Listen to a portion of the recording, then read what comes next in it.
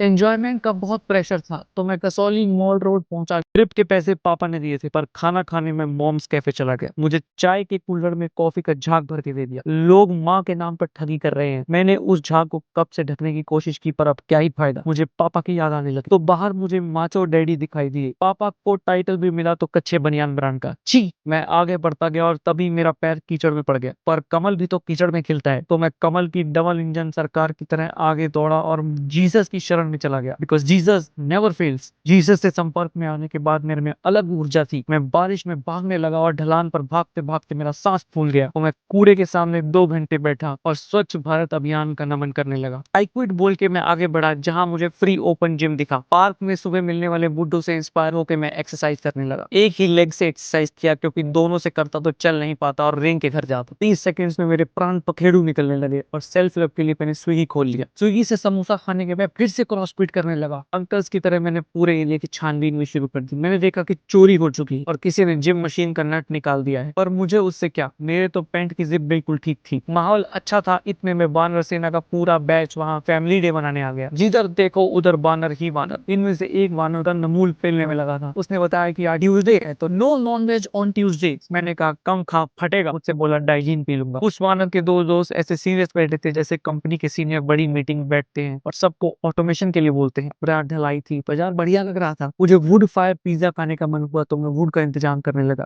गांधी जी के 3 बंदर और मॉल रोड के 6 सिलेंडर, कोई सेंस है इस बात की? अब मुझे शॉपिंग का मन कर रहा था तो मैंने बोनी शराब की बोतल देखी। ऐसे लगा मॉल रोड में नहीं, मिनी गुड़गांव में आ गया हूँ। दिल्ली में बदतमीज लोगों से लड़ने के लिए मुझे बंदूक और धनुष का बाण का कॉम्बिनेशन दिखाई दिया तो मैंने तुरंत वापस रख दिया कि कहीं ये देसी कट्टे की तरह बैकफायर ही ना कर दे। इतनी मेहनत करने के बाद अब रात को मैं भूतिया महल गया जहां मुझे सनसेट पॉइंट जाकर चांद देखना था। मैं चला दोस्तों चांद देखने। ईद मुबारक।